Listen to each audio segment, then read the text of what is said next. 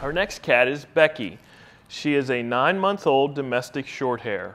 And there is a possibility she may have been on the show before. She was actually what we call a return to shelter. So someone adopted her, they didn't work out, which I'll talk about here in a moment, and then they brought her back to us. So she could have been on the show as a kitten. It looks like her original arrival date was sometime back in May of 2018.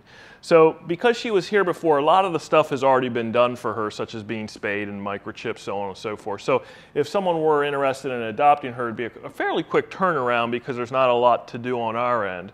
As far as her coming back to us, her owner indicated that they didn't keep her because she was scratching up the carpet at the house.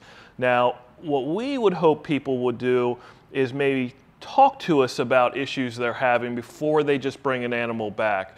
It is hard for animals to kind of have that revolving door where they're at the shelter, they go to a home, they come back to the shelter, they're in a home, and it's really hard for animals to have consistency.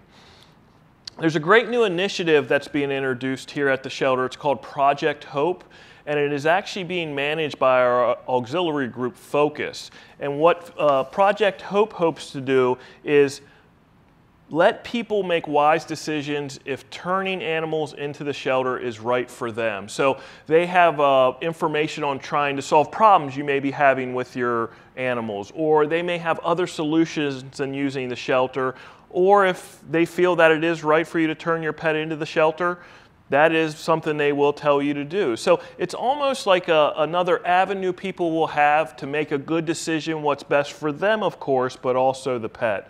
And once again, that's run by Focus. Focus has a website. It's ffocas.org, and you can find Project Hope on there if you're thinking you may have to rehome your animal.